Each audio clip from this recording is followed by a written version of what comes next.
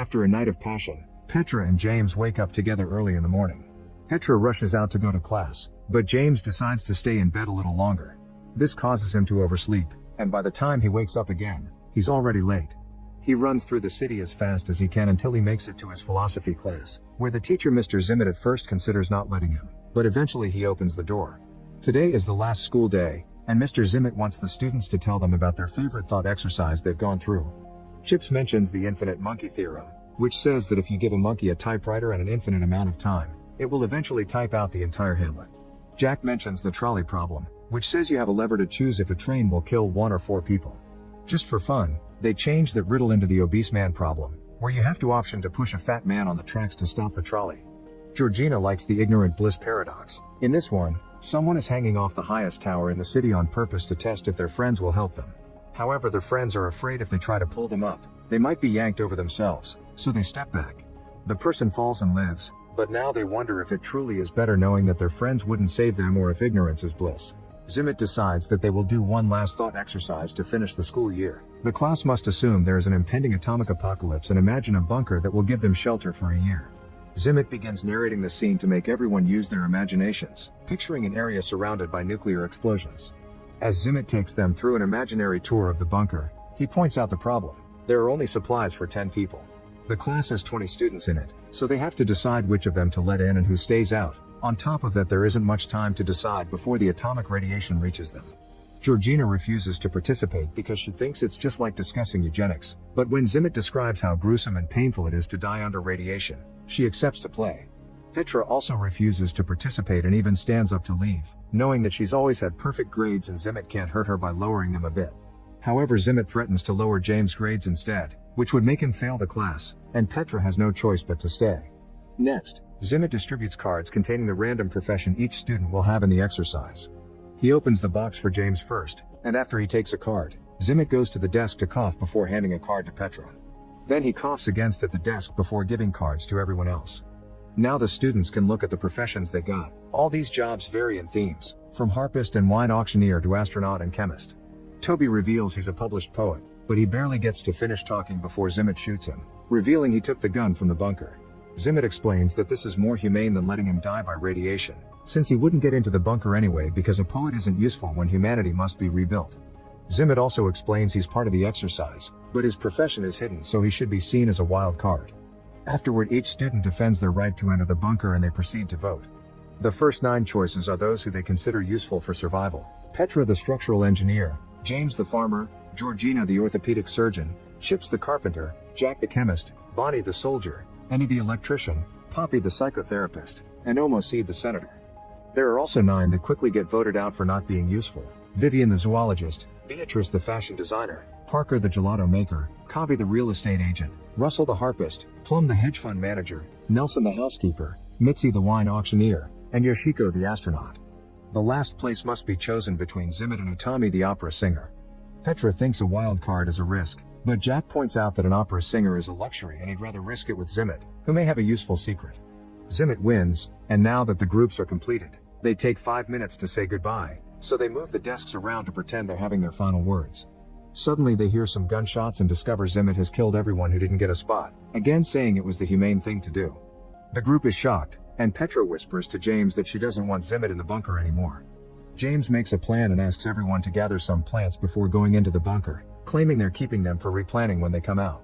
While everyone is separated to do the gathering, James goes to each of them in turn and tells them of his plan. When the time comes, the group enters the bunker and disables the external keypad before closing the door while Zimmett is left outside.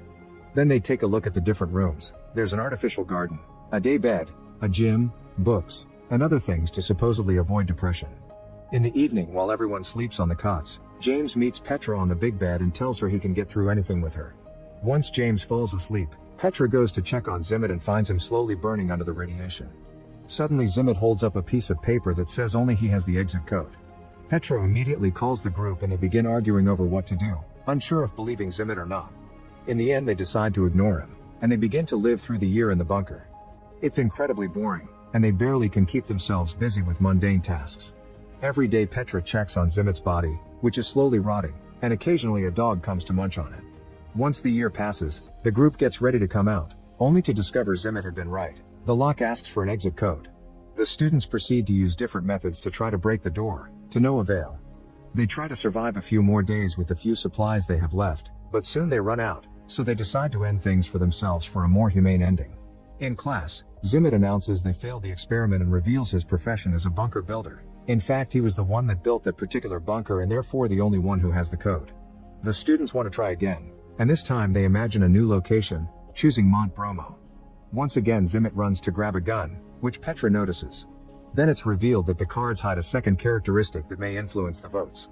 James' characteristic is being gay, but he still gets accepted for his farming knowledge, although with fewer votes. Georgina the surgeon was exposed to the Ebola virus, so this time she's left out. Plum the hedge fund manager always travels with a bag of gold, so she is accepted. Chips the carpenter is infertile, but he's also accepted again because of his skills. Petra the structural engineer is also an electrical engineer, so she is saved. Andy the electrician reveals he has a very rare disease that may kill him at any second, so he's rejected. Poppy the psychotherapist can't have children, so she's left out. Vivian the zoologist reveals she supports PETA, so she is left out again. Jack the chemist won the genetic lottery, meaning he'll live long and healthy, so he's accepted again. Kavi the real estate agent is also a midwife, and since they've lost Georgina as their doctor, he gets to stay this time. Parker the gelato maker has no extra characteristic, which means someone else has too, and he's left out. Utami the opera singer has two. She can speak 7 languages, but she will develop a throat tumor in 3 years that won't let her talk anymore, so she's left out. Mitzi the wine auctioneer has an IQ of 200, yet she's left out again. Beatrice the fashion designer created a popular brand of women's clothing out of bamboo, but she's also left out again, and the same happens to Russell the harpist, who is autistic. Omosi the senator will be the first female chief justice of the Supreme Court, therefore she is saved again. Bonnie the soldier has eidetic memory and gets saved once more. Nelson the housekeeper is an exceptionally kind person, which at first doesn't help him, but he ends up staying when Petra says that they need more boys and Omoseed argues that they need more hard and strong workers from the middle class. When Toby the poet is about to mention his characteristic, Zimmet shoots him again, saying this spot is for him because the group still doesn't know the code. Then Zimmet gives Georgina the keys to a truck, and the people that were left outside immediately try to run away to save themselves. Unfortunately, the vehicle is hit by the explosion. The chosen ones also begin running to reach the bunker just in time, and the boring everyday life begins once again. Later in the evening, Petra wakes up and sees James isn't on his bed, so she goes looking for him only to find him getting frisky with Jack, who turns out to be gay in real life. Petra is hurt and rushes out to tell the rest of the group what she saw. Now they decide it's time to discuss how they will get together to procreate. Since Chips is infertile, he doesn't need to help, while Jack and James refuse to participate because they can't even fake it with a woman for the sake of babies. Bonnie and Kavi are paired together, and so are Omoseed and Nelson. As revenge for her boyfriend, Petra accepts to do it with Zimmet, ignoring James when he says she still loves her. While the explosions outside ravage the planet, the 3 couples get frisky at the same time. After 10 weeks of no pregnancies, Zimmet points out that they must change couples, saying the girls should have multiple partners. Bonnie refuses, saying they're taking logic too far to solve things and that shouldn't override her consent. Zimmet walks away only to return with a gun in hand, threatening everyone but Bonnie to leave the room. The group runs out, but Jack manages to hide behind a corner, and once Zimmet is distracted, Jack tackles him and makes him drop the gun. Bonnie quickly picks it up and holds Zimmet at gunpoint, but the guys continue to fight until Zimmet overpowers Jack. However, Jack retaliates by stabbing Zimmet in the ear with a pen. Devastated, Zimmet goes to the front door and puts in the code to open it, bringing everyone down with him. The class has failed the exercise again. James is more suspicious now and questions Zimmet's motives for the exercise, mentioning the strange cough he had when he assigned him and Petra the roles and pointing out that Zimmet has not coughed since. Suddenly James goes to the desk and grabs the box, running out of Zimmet's reach to open it and discover the secret. It turns out that the box has hidden compartments and James and Petra's cards have been tampered with, meaning they would always get the same results: gay farmer and double engineer. James wants to know why Zimmet hates him in particular, so Zimmet brings up the allegory of Plato's cave. In this allegory, a man lives his whole life chained to a wall and only ever sees shadows and hears echoes, assuming that's how reality truly looks and sounds. One day the man is unchained and finds that the shadows are caused by bodies and the echoes are caused by voices, discovering that the whole idea of what was real was just an illusion. Zimmet says that this allegory is something like James, claiming that the exercise is meant to confront James about how his privilege has ill-prepared him for the real world, but James doesn't believe him. Zimmet could have made him something useless like a florist so he could be voted out since the beginning, but a gay farmer means Zimmet wanted him to prolong his suffering on purpose. At that moment Petra interrupts the argument and insists that the exercise should be done a third time, this time with James as a florist. Now their imaginations take them to an island and the apocalypse hasn't happened yet. Zimmet goes to the bunker to grab a weapon as usual, and he hears a noise but thinks nothing of it. When he goes back outside, Petra joins him and offers him a hug, saying that she knows it's been hard on him. Afterward, Petra asks everyone to trust her to choose who gets to enter the bunker because she has a plan.